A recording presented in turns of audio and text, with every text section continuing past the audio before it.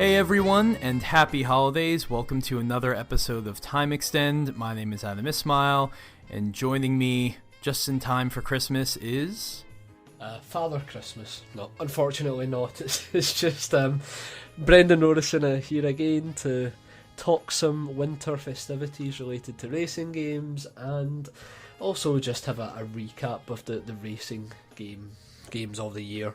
And I guess that kind of discussion, Adam, maybe in previous years it'd be a kind of highly thought of one, but it's not been a fantastic year for racing games, has it really?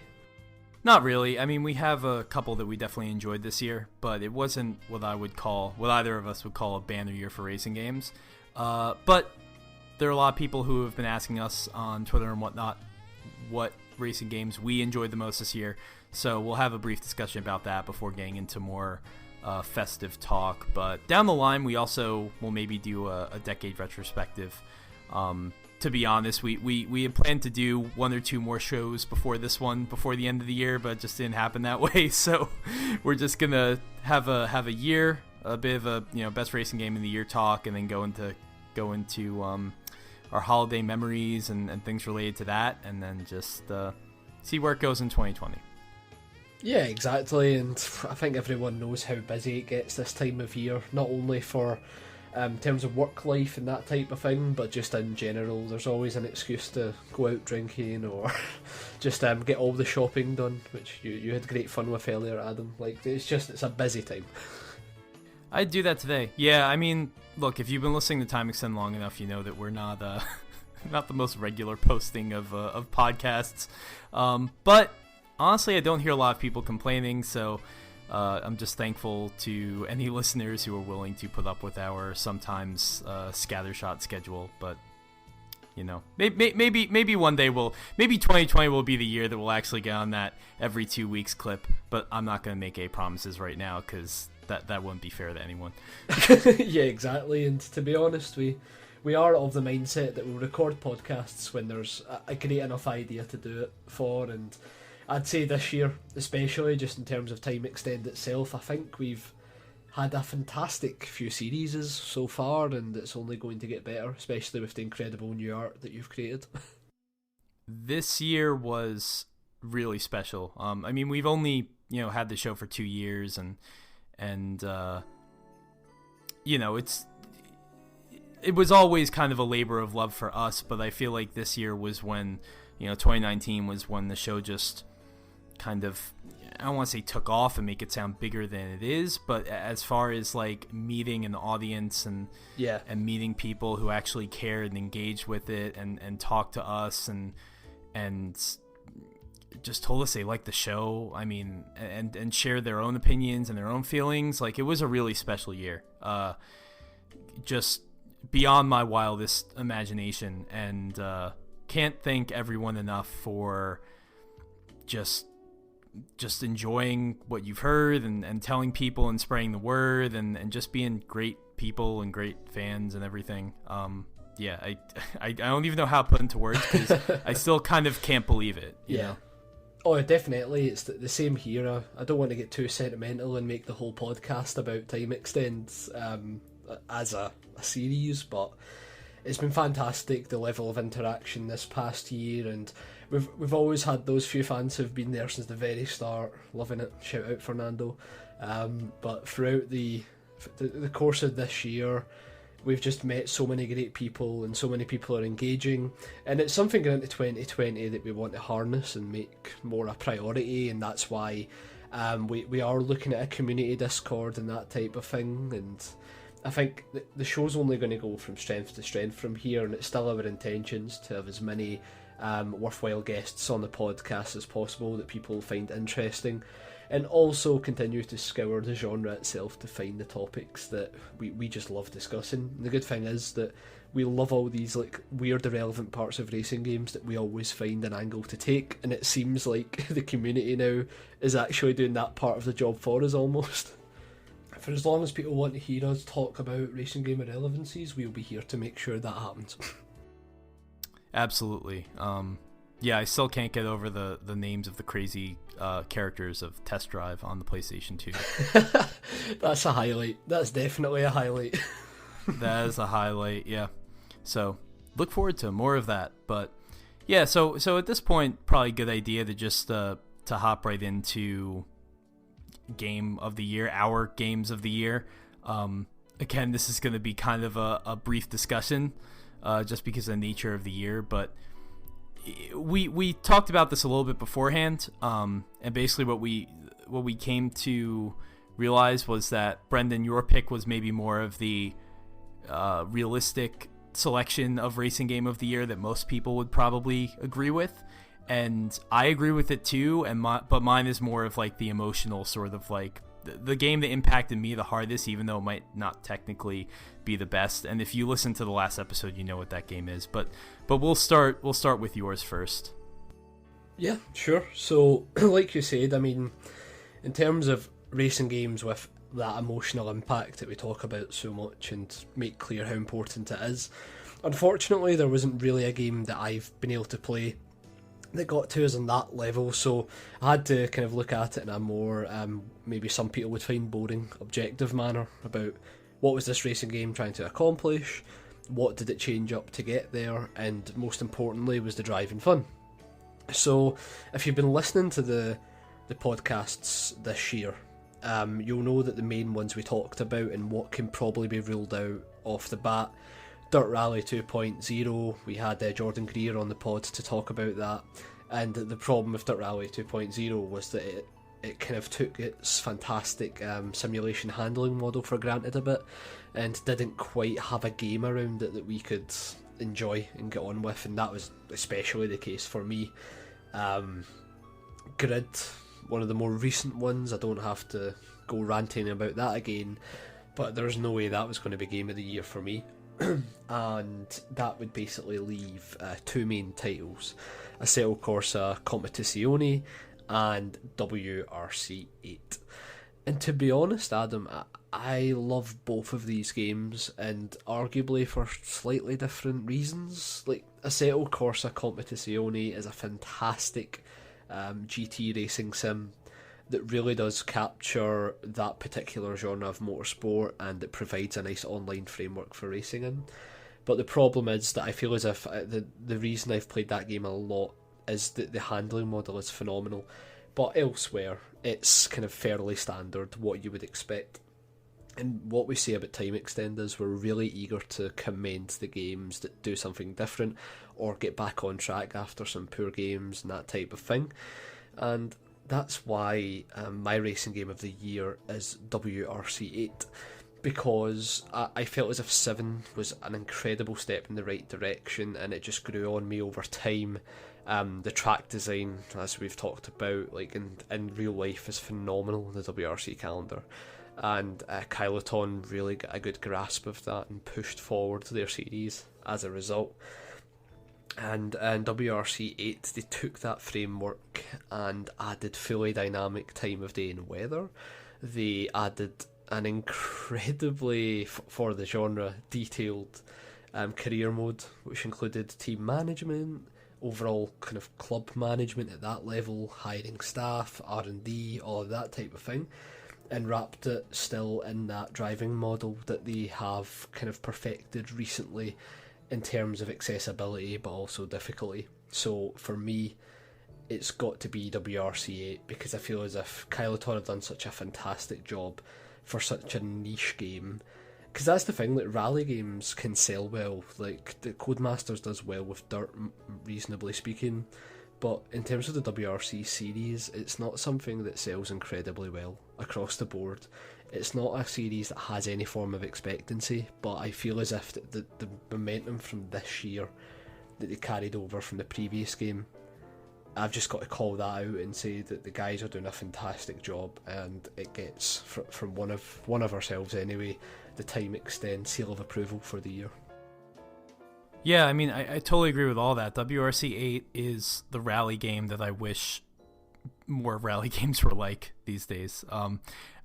It's funny because Codemasters has kind of been, to a lot of people, I think, the gold standard in rally titles, but if there's anything that I think has become clear, especially from WRC8, that's that it's not so much Kyloton looking to Codemasters for areas to, for things to learn. I think Codemasters needs to look at the rest of the market, which at this point really just consists of Kyloton, and just trying to figure out where they can borrow some of those just insights, because like I think there's no question that Dirt Rally has the physics side of things down, and the feel on the stage is great, the gameplay is excellent, but all of the stuff that Kyloton has done in WRC8 from a career perspective, from a single player perspective, around the experience of actually driving in that game is, I think, what a lot of people want to see.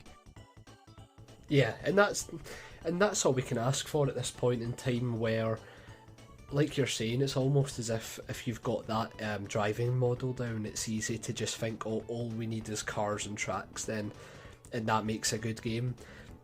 We've discussed this a lot. For the racing genre, that's never really the part that makes a game great in our eyes. And it's good to see Kyloton are clearly invested in replicating the full WRC authentic experience, and that goes beyond what happens on the track. But the fact was, they still improved that element of it as well.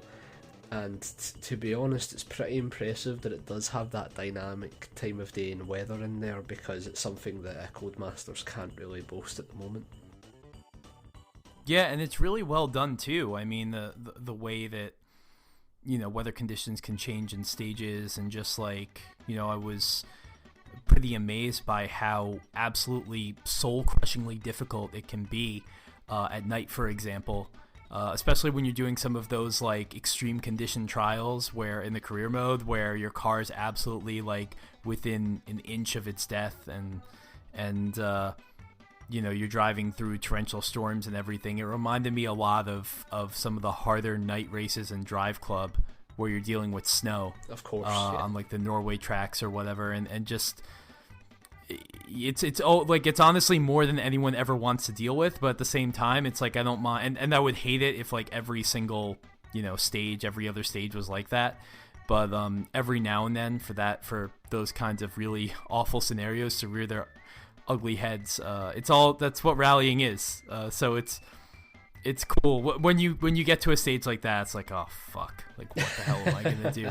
But it's also, I mean, it's great to be surprised like that, because rallying is, what is rallying if not just one surprise after another? So exactly, and they've replicated that really well.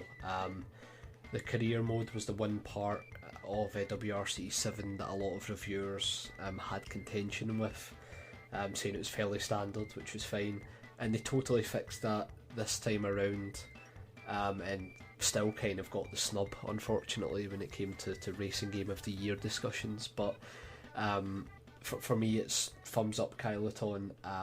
Keep doing what you're doing, and I think that the series is only going to go from strength to strength, and they'll want to hold on to that WRC license as well, because it might not be a massive seller, but it'll definitely be something that the studio and Big Ben as the publisher, they would love to continue to hold that, especially as Codemasters kind of focuses more on Dirt Rally and gets success in that regard. So what about yourself then, Adam? I mean, I've kind of said all I would say about WRC, unless you've got anything to add. No, pretty much covered all of the bases there. I guess onto my favorite of the year, and like I said, this isn't going to be a surprise to anyone who listened to our last episode, but it's actually Need for Speed Heat. A game that, is not perfect, that I have my issues with, but just like it's so perfectly captured what I want from an open world street racer in a way that games have not in so long. I mean, since like, I don't know what, since like Burnout Paradise maybe. Like, I mean, obviously a very different kind of game, but if we're thinking about like the last 10 years, like, God, I don't know that I've enjoyed an open world racer this much in a long time. I mean, like, Midnight Club Los Angeles was great, but I think that was like 2008. Like, it's scary honestly, to think that. I know. I mean, it's well over 10 years, and that's Man. that also plays, really nicely into the, best racing games of the decade discussion we might have one day. But yeah, just Need for Speed Heat, like it works. And I was actually listening to the episode that we had done last where we talked about it again, and you made a really great point, which is that like you don't know if EA can really or Ghost Games can really like cash this check again, in as much as like, they made a great kind of revival or send up of the classic open world Need for Speeds of old, and it doesn't really try too much new or really challenge conventions in any way. So it's like if they tried to make Need for Speed Heat again in 2 or 3 years, it's gonna feel stale. It's gonna be like when they made Carbon after Most Wanted. It's just not going to really move the needle. But the fact that we haven't had anything like that in 10, 12 years, and the fact that it's a very solid game all around, it doesn't take a lot of chances, but at the same time, like, I can't really complain. The handling's good enough. The customization is fantastic. That's probably one of the strongest points of the game, because they basically borrowed, the customization, all the assets and that engine, everything from 2015 and Payback, and just threw it into Heat. The city's pretty solid. It's very diverse. Just the action of driving around the open world and getting into pursuits and stuff is fun.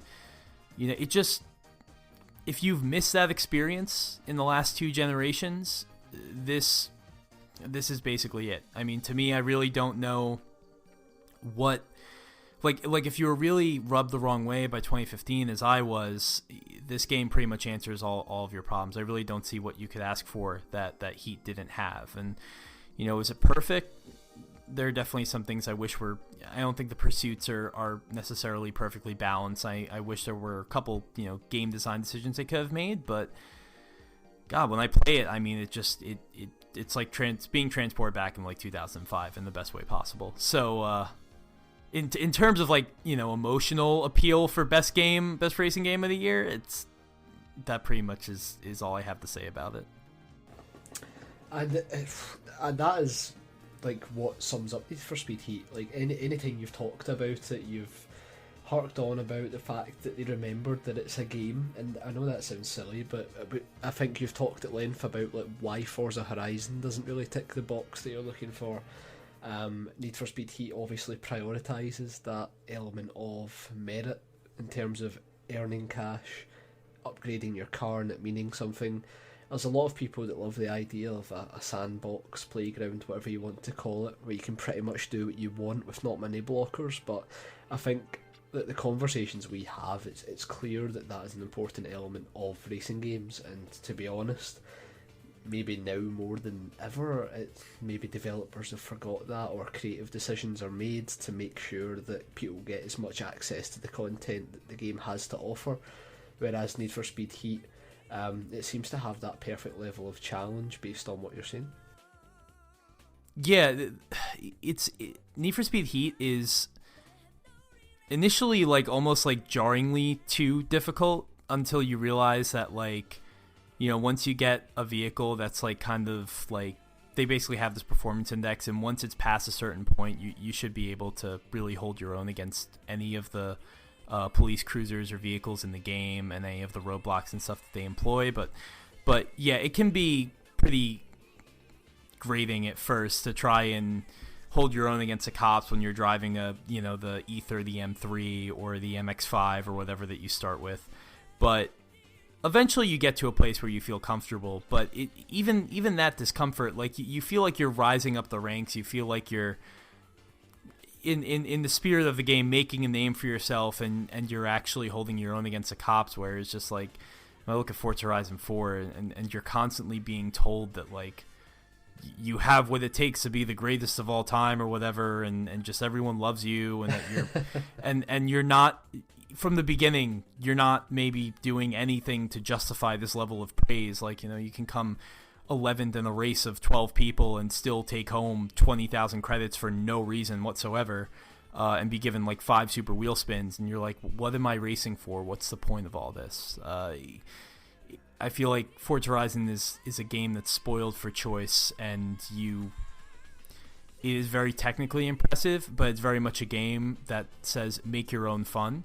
And let's be honest, not everyone plays video games for that experience. Agreed. Some people play it for a more open, a more open-ended experience, and some people want something that's a little bit more linear, where they're presented with a challenge and they want to rise to the occasion. And if you consider yourself one of the latter camp, then Need for Speed Heat is definitely that game.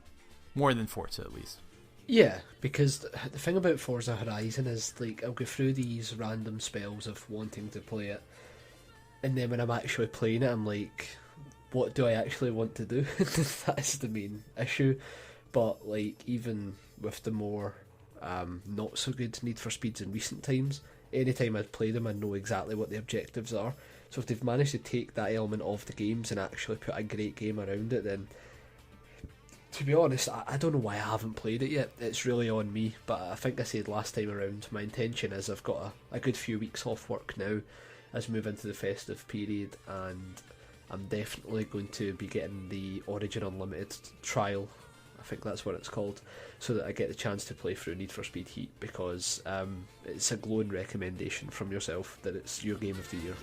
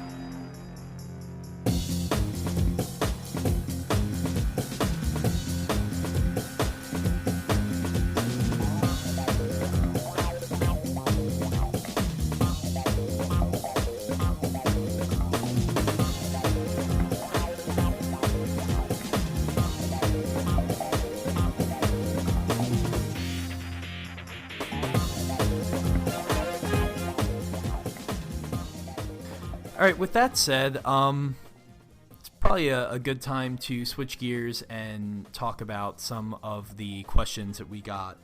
Just Christmas-related survey questions that we asked the community.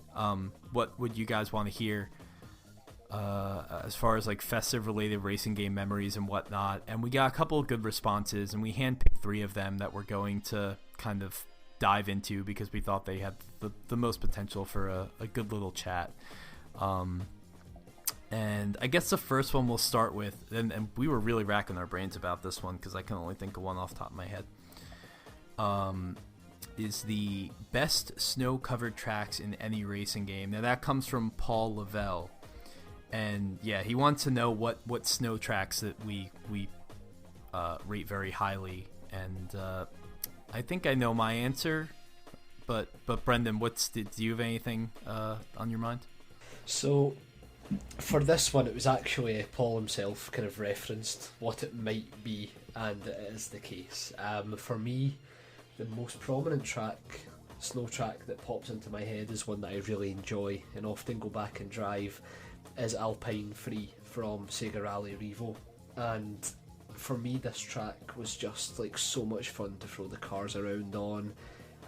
You've got like a classic tunnel section that almost emulates the forest track from the original Sega Rally, but there's like a certain segment where it is this little untouched snow basically until you drive on it, and because of the in-depth deformation physics on the actual track itself, it means that you get this like really cool effect as the slush kind of leaves the tyre marks, and if you're driving alongside another car you can see that happen for them in real time as well. And each time, it's one of the very few tracks in the game where the deformation makes a difference, because each time you do a different lap, the snow is basically decimated. So like, you've got this like really slushy, slidey driving experience that manages to be more slidey than the base physics themselves. And yeah, it's just a really fun drive. In Revo, there's like the Alpine tracks all have a kind of a snow segment or a wet track segment, but Alpine 3 just introduced half a track of like untouched snow with some nice right-handed turns and stuff as well to navigate, and it's just great fun. Yeah, so when he said Alpine, I was unsure. Like, I said, I think I was saying to you before the show, like, yeah, I agree, but then very quickly I was like, but wait, which Alpine track? Because there's, in Sega Rally Revo, there's all of the venues, there's the locations, and you have a couple different ribbons within those locations. But I think we're talking about the same one, because this is the one where you kind of go up the mountain, you get to a certain point, it's all just snow. And then you hit that downhill tunnel section that's like really fast, and you're back to the asphalt again, I think. That's the one, and it's so fast when you're driving the legendary cars in the game as well. Like the speed is insane. It's a difficult track to drive. It just becomes this like crazy downhill slalom, if I remember correctly. It gets super kind of tight up top as you're going up the mountain, and then coming back down. It's just pretty much a free fall. Yeah, it's a great one. I think it was in the demo as well for that game. Yeah, and so I probably drove it more than like any of the other Alpine tracks. Yeah, I mean, for me, Alpine 1, I think I've said before, that's like one of my favourite Sega Rally tracks of all time. But Alpine 3 is definitely up there. It's a fantastic drive, and when I think about snow-covered tracks, there aren't many snow-covered tracks that will have as complex deformation physics as Revo had as well, so that's like a plus point for this one in particular, and that's why for me it sticks out. And it's I was going to say it's a fairly recent example, but I'm just losing track of time now that the years go by so fast. So like Revo is like it's the previous decade now anyway, I think 2009 or something. No, 2007. Oh my god. 12 years old. I mean, if we want to talk about the last 10 years of racing games, we won't talk about Revo, which is just sad. I was going to suggest, I mean, this isn't my pick, but a game that came out the same week as Revo, it was PGR4, and you could do the Nürburgring in the snow. Yeah. That's not my selection, but that's one that I remember, because I don't think there's any other game that lets you do that. No, I don't think so. I imagine once games got a lot more realistic and there was a lot more riding on that type of thing, like the licensing, I'm curious how the kind of the owners of the Nürburgring track would feel about a snow version of it. Although, now I think about it, Project Cars 2 will have a snow variant because of the LifeTrack 3.0 stuff. Oh, that's true. Yeah, unfortunately I didn't play Project Cars 2, so I can't I can't speak to that.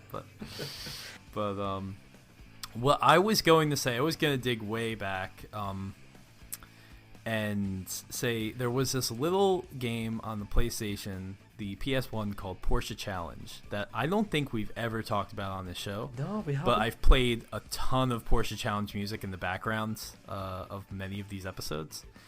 And there was a track called Alpine, funnily enough, and that was also a game where you had a couple different versions of the same track, and in this case it was basically like almost like, you know, the Ridge Racer style, like you have a shorter version and a longer version, and that was pretty much it. So I'm not going to single out one of those because they all kind of share the same segments, but Alpine from Porsche Challenge, a game that I don't think anyone really ever talks about or mentions or even remembers exists, but basically it was just you drive Boxsters. That's all it was. That's all the entire game was, because it was like right after the Boxster came out, and there were four different locations, and one of them was this Alpine one, and it's just like a very like stereotypical snow track.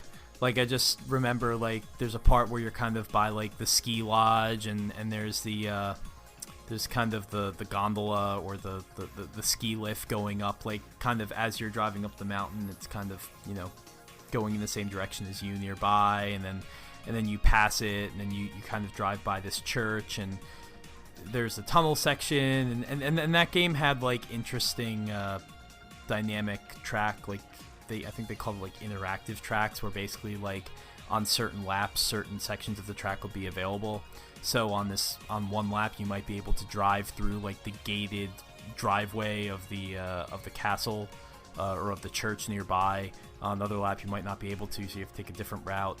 And it was just a nice snow track. And so and the music is also, I feel like, very festive because it's got the bells and everything. Yeah. So when I think of a snow track, that's the one that somehow, like 25 years later, that I remember. I always remember that track because, funnily enough, it was in a demo disc that I had, and that was like the Porsche Challenge demo was on that track. And I just remember how harsh that game was difficulty-wise, or rather, maybe I was just really bad at it at the time, but it felt like incredibly hard, and I always remember how shocked I was, like it was just Boxsters, like the whole game. It's not an easy game. It gets really tough, especially because like some of those like interactive tracks just have like really weird just sections of them that are just like you'll have basically like a gate that's like opening and closing, and if you catch it at the wrong time, then you'll hit the gate and you'll stop. It's not a very fair game, but like in terms of being a technical showcase for the PlayStation early in the system's lifespan, and then also like having the Boxer, which was like the coolest car in the late 90s. It's fun. I remember. Every now and then I'll go back and play it and curse at the screen because it's very difficult.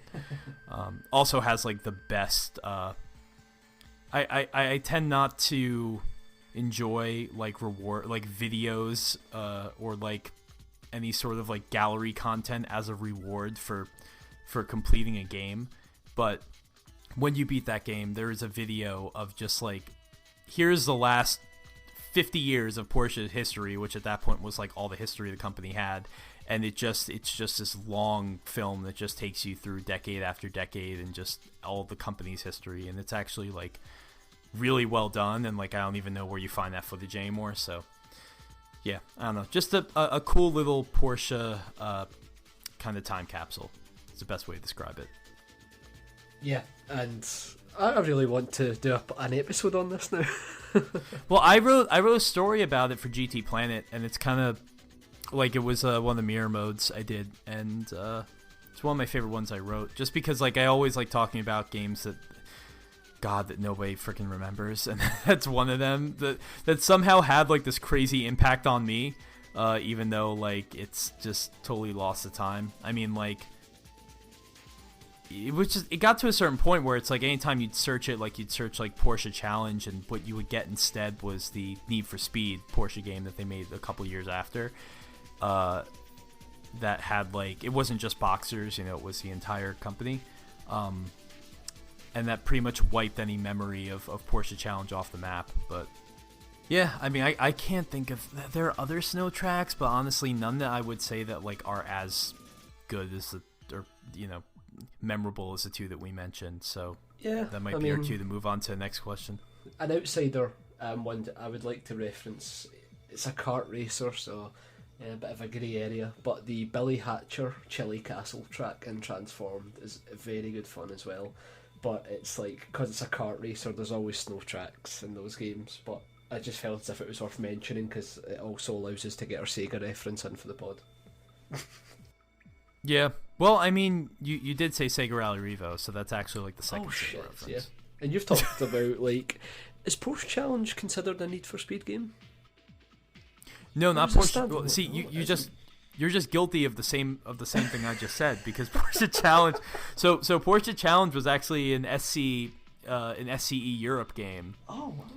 And yeah, you're thinking of Porsche Unleashed. Literally, yeah, that's a Need for Speed game. That's the one the EA made. But Porsche Challenge is the Sony first party game. I know it's fucking like, this game may never have existed. Pretty much, I think I wrote that story to like find out whether or not I was living in a fever dream and I invented this game and all of these memories for years of my life, and whether or not it actually existed. Pretty much, because like you just can't like find anything about it in the world.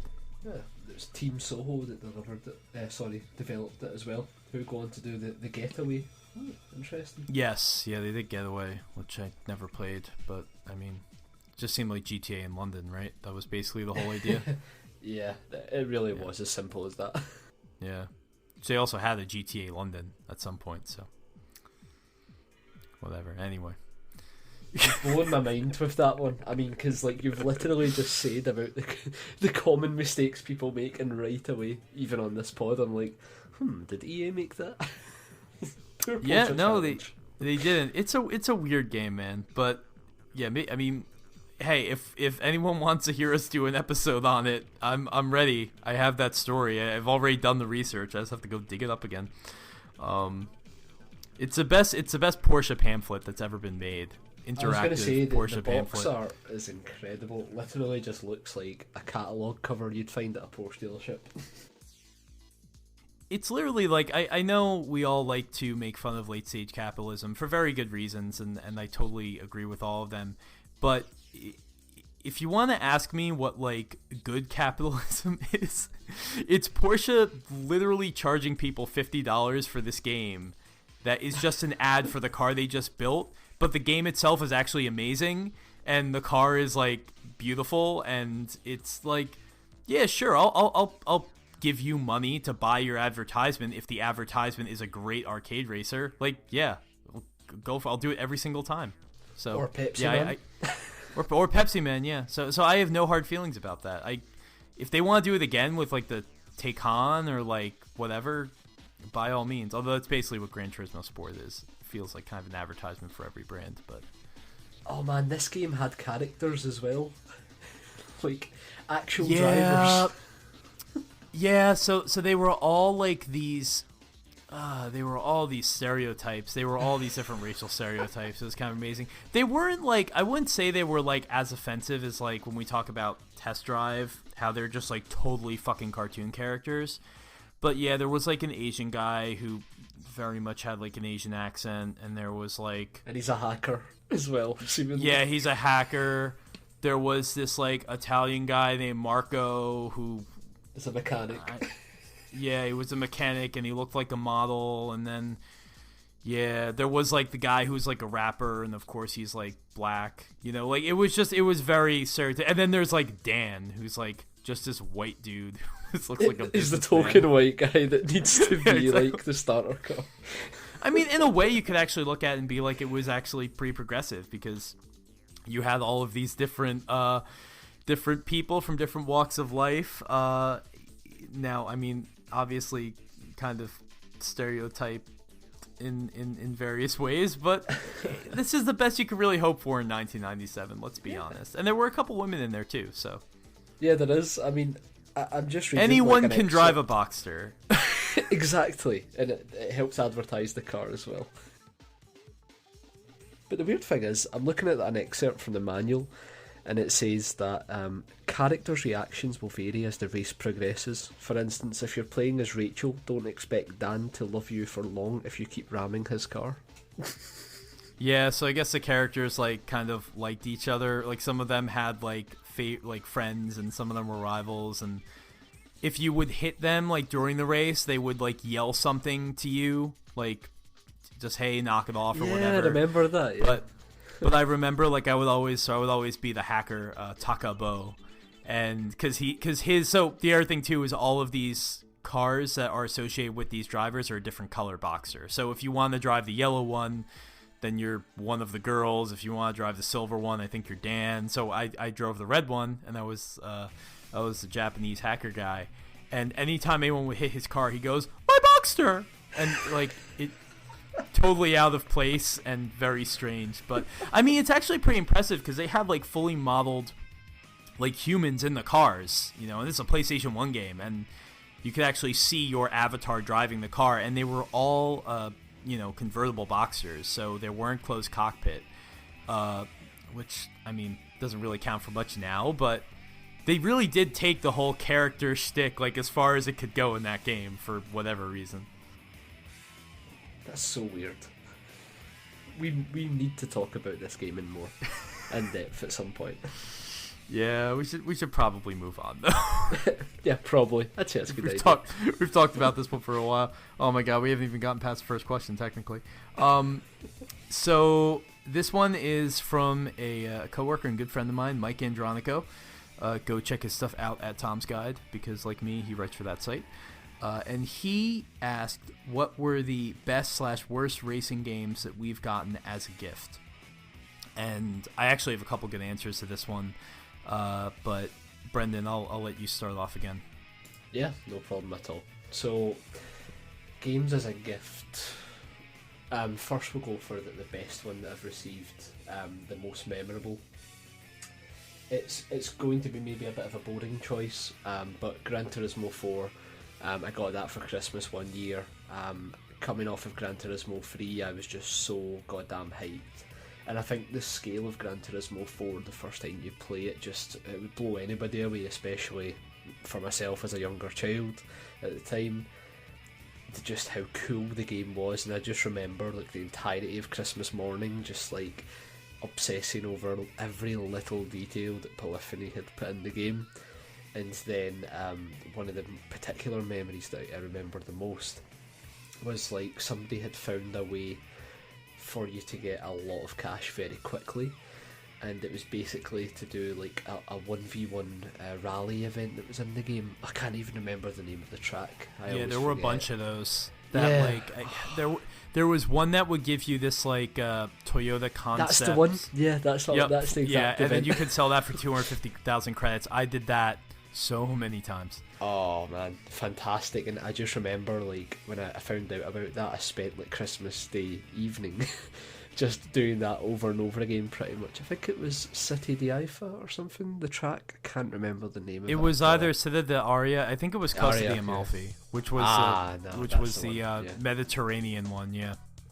But like, oh, what a game to get for Christmas, because there was just so much stuff to do in it, and whenever you had felt as if like, oh, I've seen most of what this game has to offer, then you find the mission mode, and then you've got like so many fucking songs in the soundtrack, for example, that never play unless you choose to have them in the soundtrack, and there's just so much content in that game, especially on the PlayStation 2, and I was just blown away. So it's definitely my favourite like racing game that I've had as a Christmas gift. Yeah, so I actually have a similar one on that note, because the first racing game I remember getting as a gift for Christmas was Gran Turismo 2. And that was 99, and I played the first Gran Turismo. It was bought for me because I liked cars, but I was really little. I was like 5 years old, and I was no good at that game, because obviously it was far more difficult than a racing game I'd ever played to that point in my life, in my very, very short life. And we had sold Yoshi's Story to get it on the N64. My brother sold that game, which I was very upset about. But Yoshi's Story is not a good game. But Gran Turismo is a great game, but I sucked at it. So when I got GT2, I was like skeptical, as skeptical as like a 6-year-old could be, because I was like, another one of these like really hard racing games. And I think I played it, and I was like not that keen on it because it was just very difficult, and like I couldn't get anywhere in the game. But also, that was like right after Dreamcast had come out, so the idea of going back and playing a PlayStation game, I think I made an exception for like Ridge Racer Type 4. That was the one I loved, but otherwise, like I really didn't. I was kind of done with the PlayStation. I just wanted everything to be on the Dreamcast. But as I got older, I remember going back and playing that game for years and years, and finally I got to a place where I loved it. It was probably like 2 or 3 years later where I revisited Gran Turismo 2 and was like, yeah, this is amazing. Just like, as I got older and started to learn more about cars and everything, and just find all these really weird cars like the Spas F1 and the Ford GT90 and all these weird race cars, the Escudo, just like all these old like Le Mans like GT cars and stuff. Like, I learned so much just about like the automotive world from Gran Turismo 2, as I think a lot of people did from playing that game, just because it was so big, and all the secrets that game had, whether it was the weird tracks like Rome Night being in arcade mode but not being in simulation mode, and stuff like that. So GT2 is definitely like the peak. There was also the year after, there was Test Drive Le Mans, which I won't spend too much time on because we have a whole episode about that. So we're pressed for time, so if you want to go hear about Test Drive Le Mans, go listen to that show. And you mentioned him earlier in the show. A friend of the show, Fernando, will very much appreciate in 2003 when I got R Racing Evolution for Christmas, which I did have a lot of fun with. That game is not amazing, but for whatever reason, I really enjoyed it. It has the stupidest pressure mechanic I've ever seen, where you can just follow somebody. If you follow them for more than 5 seconds, they freak out and they can't deal with the pressure and they spin off in front of you for no discernible reason. But really cool car lineup and just that cool Namco aesthetic, early 2000s, late 90s Namco aesthetic. It was a fun game for the time. So those are my good Christmas racing game memories. And I do remember one year for my birthday, my friend gave me Test Drive 5, I think. Yeah. And that was definitely the worst. That game is awful. Oh, what was so bad about it? If you could sum it up, why does it suck? You ever play any of the PlayStation, well, really any of the Test Drive games that are just the straight up the Pitbull Syndicate Accolade Test Drive games? Yeah, they're all, yeah. Right, I mean, so they're all really bad. They're all Sure. really, really bad. They're all if you took Need for Speed but maybe cut the budget into a quarter of what it was supposed to be. The game, everything about the game was just janky. The car models were janky, the handling was janky, the tracks were janky. Just everything was terrible. It was literally a game made by a team of people that was either too small or big enough and didn't know what they were doing. I don't know. It just those were not good games. They were just horrible. Yeah. And in terms of that comparison, then, would you say it's shitty Atari era V-Rally to Colin McRae Rally, in terms of the relationship between what you would want that game to be based on other series? I mean, Test Drive for me, I don't have a massive amount of experience with it because, to be honest, I kind of got the vibe that they were a bit iffy. No, I would say the V-Rally criticism is unfair to V-Rally, because I don't think those were bad games. They were just not as good as Codemasters Rally games. Whereas no, I'm so to be honest, I've only ever played Test Drive 5 and 6, and I'm not gonna talk about the Genesis, I think, or SNES games, the sprite scaler games from the 16-bit era, because I think people did like those. But they were, those were 2D sprite scalers. Those are a completely different thing. But when that series made the jump to 3D polygons, I think it was with Test Drive 4. I don't think Test Drive 3 was on the PlayStation, but I think it was Test Drive 4, Test Drive 5, and then Test Drive 6 was on the Dreamcast. Those games are they're just so bad. Just I just don't really know how to describe. Literally everything that can be bad about a game was bad about those games. They were not fun. They sounded and played terribly.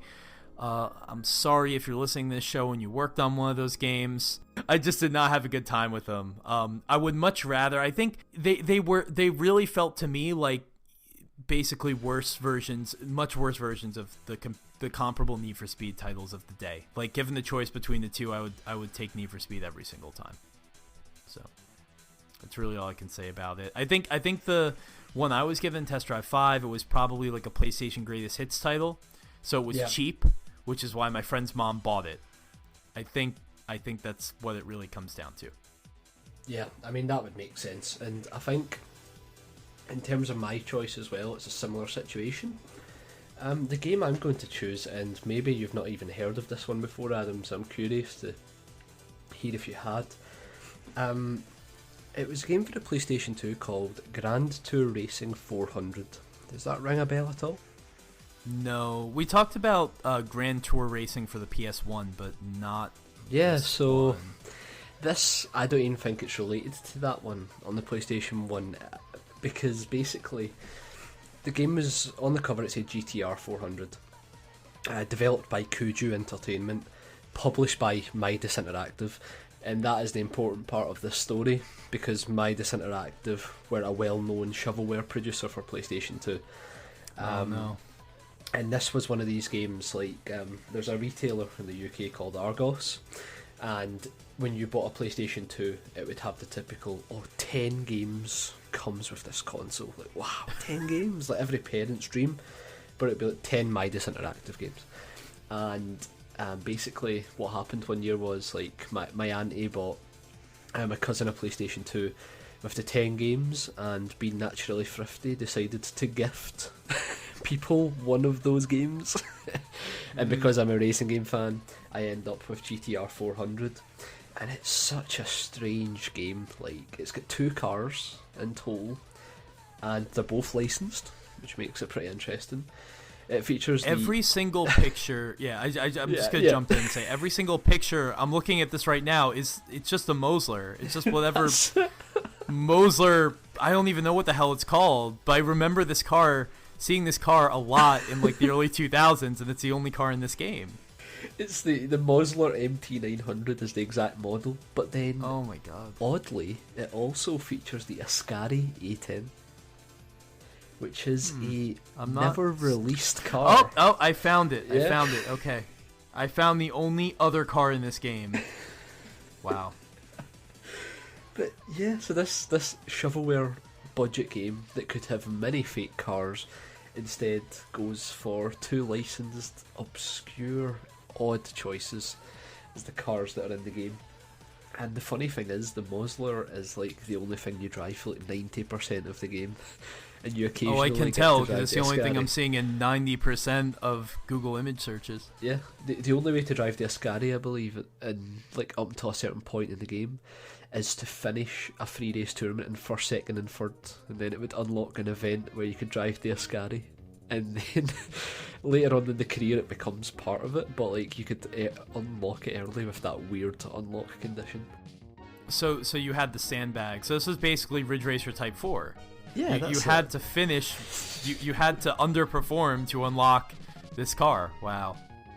And I don't think it's ever appeared in another racing game, the Ascari A10. No, I can tell you. I can tell you it did, because it was really? in Yeah, it was in Apex / Racing Evoluzione for the Xbox and maybe PlayStation 2.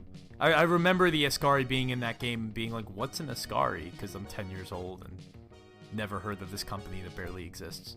For good reason. Yeah, exactly. It also appeared in Stuntman Ignition, which is interesting. Oh, thank God. Yeah, Test Drive Unlimited 2 as well, actually. And Mafia Wars.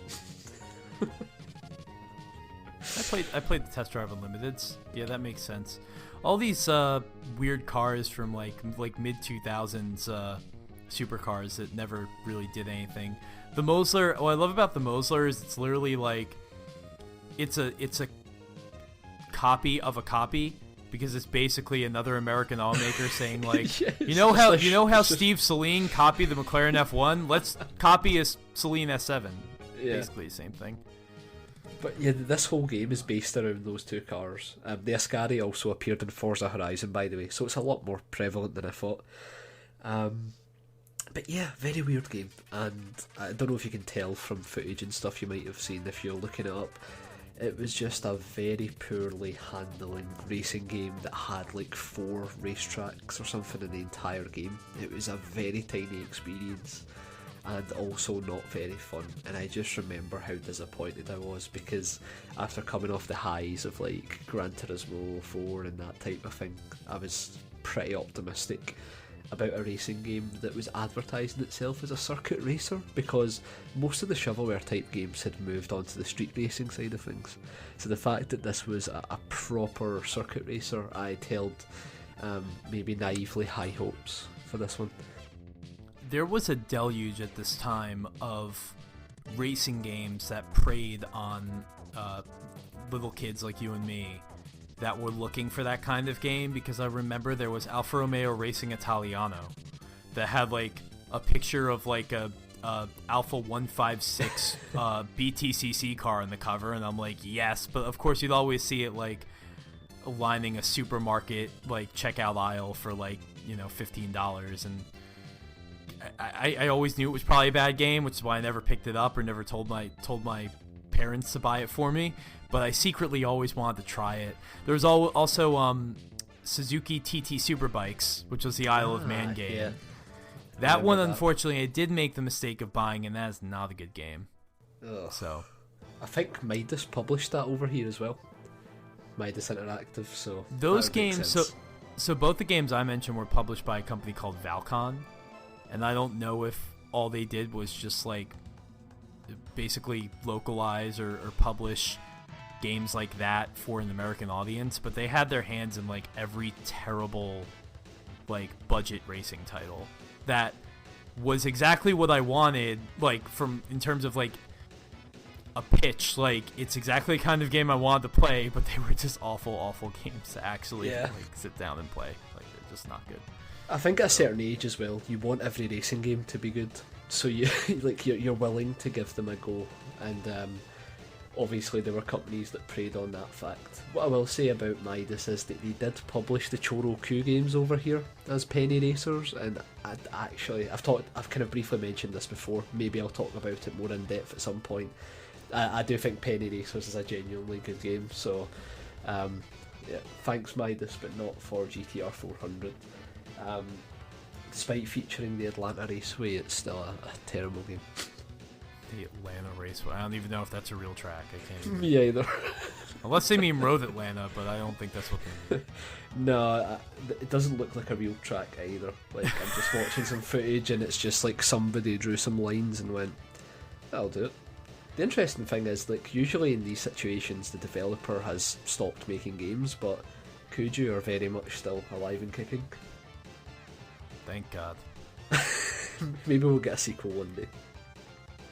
Maybe. I mean, it would also really trick you because, like, if you knew anything about the GTR PC games, you're probably seeing this and you're like, wow, okay, finally on consoles. Because I remember they were going to make one of those for the Xbox 360 and it never came out. Yeah. They were going to port, I think, GT2 or GTR2 or something. And I was really excited for that because I didn't have a PC. I didn't play those games. But those games were those were the sim racing games. Back in, like, the mid-2000s, it was like everyone was crazy about like, I think even before R Factor, like, GTR was it. But they never came out with it on console until Race Pro, which was like not that great, and I think at that point people stopped caring. But anyway, see these rabbit holes we can go down, just like one game into another game. Just seriously, it never ends. The fun never stops on Time Extend. It really doesn't. Yeah. Well, with that said, probably a good time to move into the last question, which is from Will Sonic, who has this great picture of a Nissan Skyline R32 Super GT car. The rim of this car is his Twitter avatar, which I highly appreciate. Because I saw that car at the New York Auto Show, which I think is also where he saw it. And they had that there, and it was like a god. It was like one of those life-affirming moments, like, wow, like, I'm actually looking at a Calsonic Skyline, oh, like, man. right before my very eyes. Damn. I'd be fangirling so hard. Like, that car is just... I didn't want to leave. Like, I was there to do my job. This was earlier this year. It might have been last year. I've totally lost track of time. I think it was 2019. I was there to do my job, and I couldn't, because they had that Calsonic Skyline, the R32, and they also had the Nismo... I have to get this right, because it's not the car everyone's thinking of that lost Le Mans, like, 4 years ago in epic fashion. I know what you're talking about. The Nismo GTR LM. Yep. I'm probably getting the name wrong, but the one that's silver. And in the Gran Turismo 1 intro. Yeah, they had that car there. And I think there's only one of... I think that was the only one that exists. Was the one that they brought to New York. And, oh man, I would have been speechless just looking at it, because I remember that car so much. Legendary car. But anyway, so he asks a great question. Everybody loves presents. How about which games had the best bonus cars or bonus car system? He would love to have a Mazda Demio A-Spec under his tree, and who wouldn't? That's one of those legendary prize cars from Gran Turismo, the Demio. Brendan, what's your take on this one? Bonus car. Yeah, I think there is a lot of examples for this one. It could probably be an episode in its own right. knowing the rabbit holes that we go down, as we've discussed. But for me, the most obvious and best example that I hold with childlike glee has got to be the Stratos from Sega Rally 1995. Just because you think you know everything about that game, and then you get good at it, and then you get the chance to drive the Stratos, and the thing is just so fucking fast. Like, it's insane how quick that is in Sega Rally 1995, and it's just such an icon in that like Sega Saturn graphical style as well, because the gold alloys are like hilarious. Well, the kind of saffron alloys are so hilariously like matte as a colour scheme, so it just stands out right away. The sick livery as well that the car has. It's definitely, as a bonus car, it's definitely the best standalone example for me, and I think you would probably think similar about the Stratos, Adam. Yeah, I would agree. I mean, it's funny because you say you think you know everything about that game, and then you get good enough and unlock it. Because I was going to say, I didn't know what to think, and then I found the cheat code online, and I unlocked it. So that's how I got the Stratos. As I'm willing to expect, I'm willing to think a lot of people discovered the Stratos that way as well. But it's this weird anomaly in Sega Rally where, like, especially, you know, if you were younger at the time, as I'm sure a lot of people listening to this were, and you don't know a whole lot about cars. I mean, I didn't know what the hell a Lancia Delta Integrale was, so I sure as hell didn't know what a Lancia Stratos was. And you see it, and it's just this weird wedge-shaped looking thing. And then also because of, like, the Saturn graphics and everything, proportionally it's all wrong. So, like, the Stratos is, all of the cars in that game are the same size regardless of, like, what they actually would be. So the Stratos is as big as a Celica, which really doesn't make sense.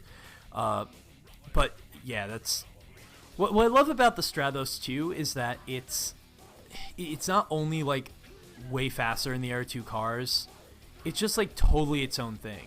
Like, once you get that car, you can't really, like, if you were gonna race against a friend, you both have to use the Stratos. Like, at that point, because it's basically, it's like unlocking, like, it would be like, you know, if you were playing Mario Kart with friends and they were on like 100cc and you were on 200. Like, it's just not something you can do. Like, it changes the speed of the game to such a ridiculous degree. It drives so differently. It's so, like, uncontrollable if you're a beginner.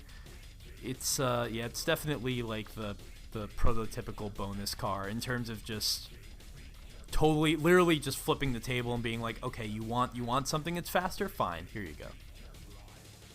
Yeah, it's an icon. Like, the Celica and the Delta are obviously the show cars, but there's no denying, like, seeing the Stratos in action for the first time, and even just, like, at the very start of the desert track when you put the foot down and the car just goes for fucking days at a speed that you wouldn't expect.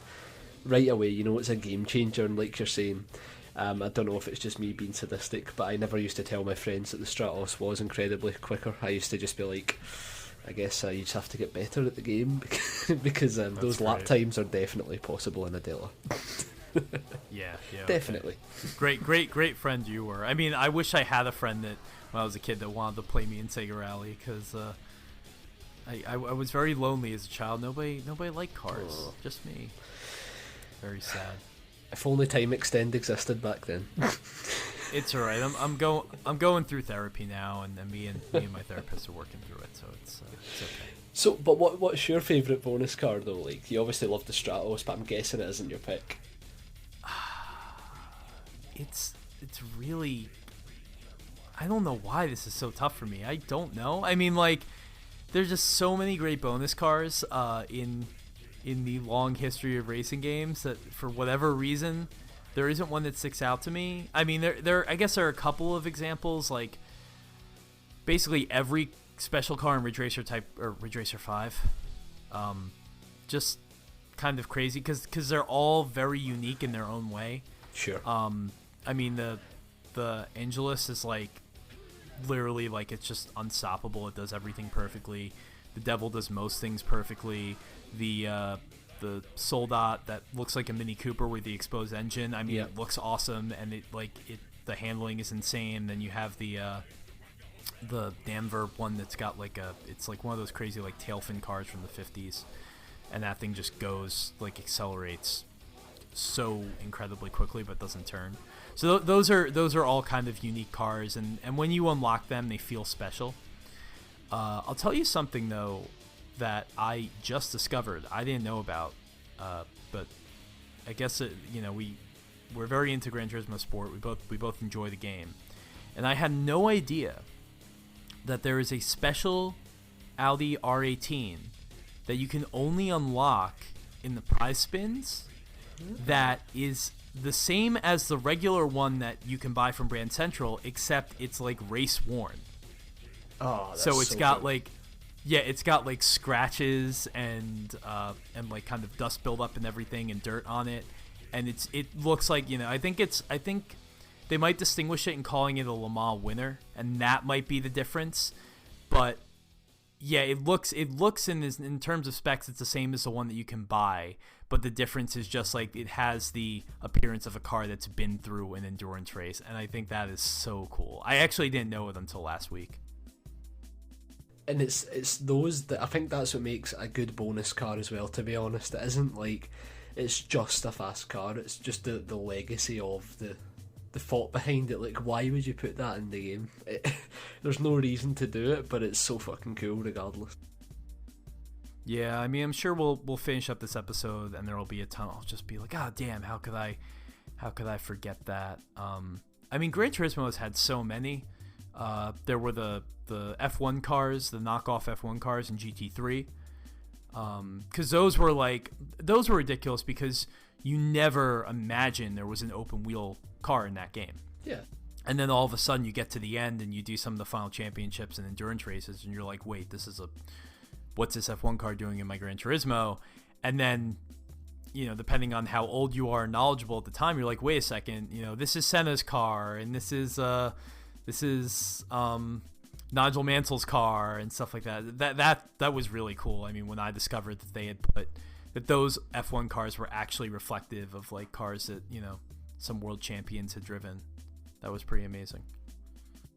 Yeah, for sure. And more games need to continue to do things like that. I know we're at the point where everybody just wants access to everything, but finding a bonus car is still one of the coolest parts of those old racing games. Yeah, I mean, can you think of anything else, or? I would say that we've kind of covered off the main ones. Sega Rally is obviously the most blatant.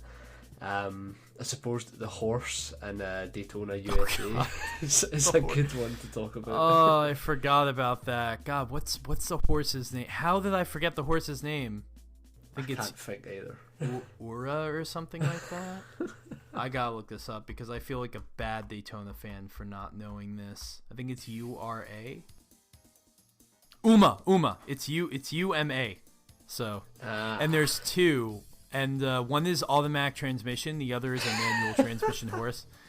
One is brown and the other is silver. So, oh wow, that is the two horse genders are automatic and manual, as it turns out.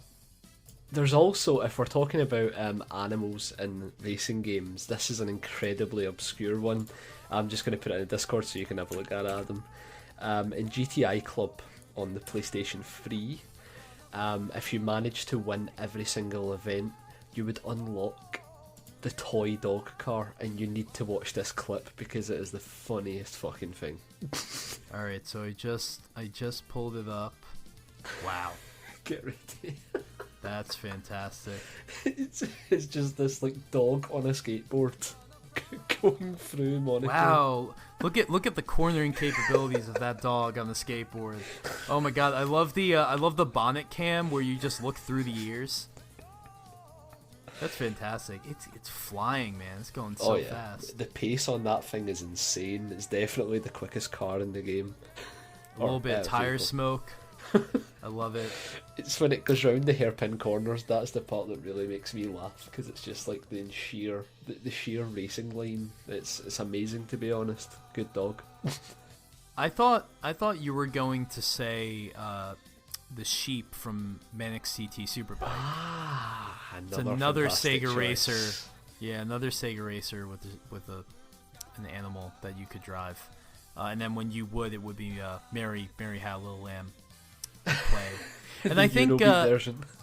Yeah, the Eurobeat version of that, yeah. And there was also, like, you rode the sheep. It wasn't... Because in Daytona, there is no rider. It's just a horse. Whereas in Manic CT, I think you actually drive the sheep, which is kind of concerning. Wow. You know a lot about GTI Club. I have to put that out there. I feel like you mention it a lot. It's definitely a game that's been completely lost to time because it was a digital-only release. With the licenses that expired, and to be honest, like, I used to love it. Like, it was fantastic. There was a bomb tag mode online that was incredibly fun, and it used to have like PlayStation Eye functionality. So like, if you passed the bomb to someone, it would take a random photo of their face. And like, there was this guy online that was like unbeatable, and he was always dressed up as the Stig. Like, every time he played the game, it was kind of weird, but at the same time, one of those memories. Why would you put that much effort into GTI Club? Exactly. That's fantastic.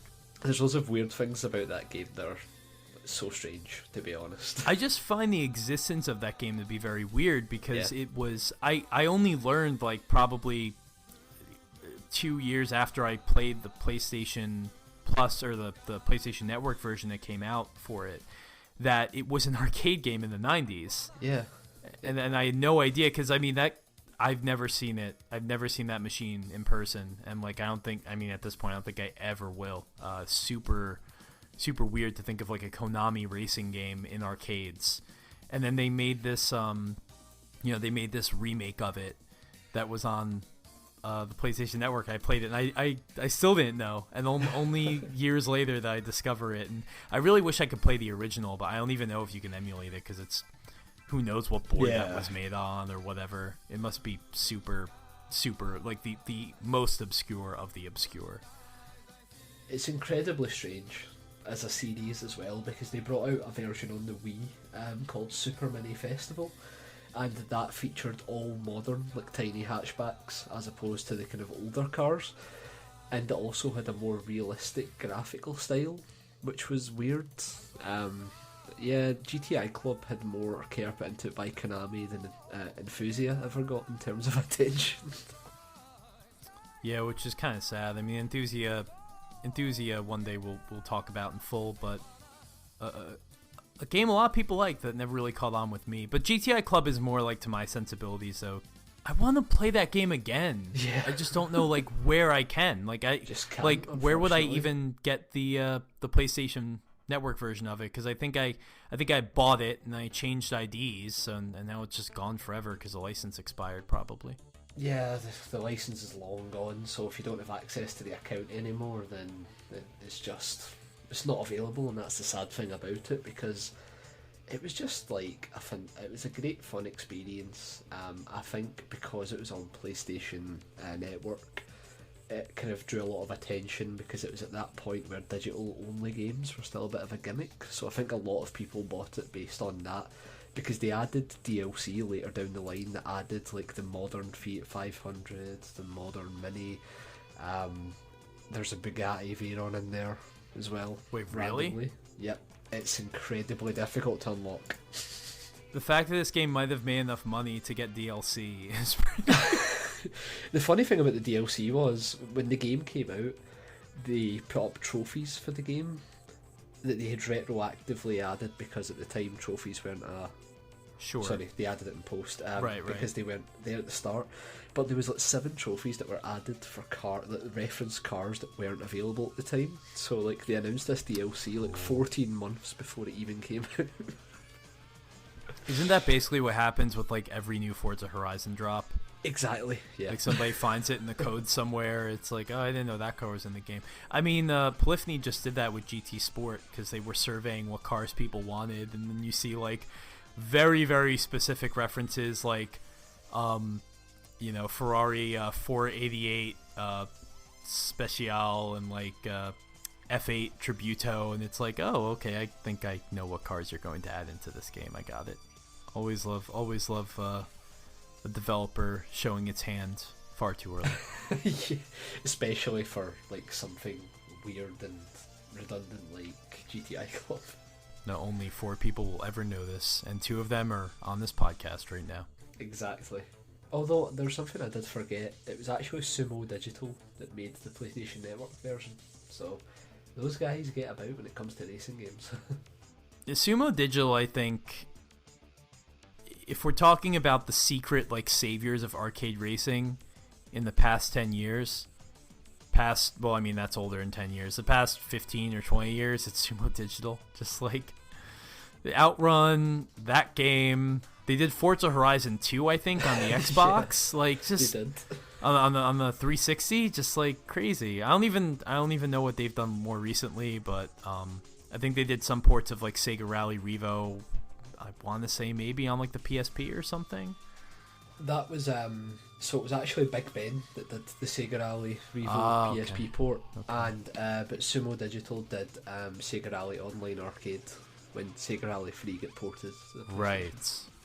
Okay. Anyway, Sumo Digital, thank you for fighting the good fight. We will never be able to repay you. Unfortunately. Yes, and on that dire note, I think that just about does the Christmas cast. I think so. There was enough random asides that people should be happy with that, I think. Yeah, this is our Christmas gift to you, is Time Extend at its zaniest and most self-referential. So, you know, it's a gift we would have asked for. Maybe, I don't know. Very selfish of us. Exactly. All right. Okay. So, but before we just go further spiraling down, I think it's a good time to end. But yeah, thank you everybody. As I said, as we both said at the top of the show, thank you for a wonderful 2019, and we wish you a great holiday. And we will we'll see you again next year. Have a great time, guys. Cheers.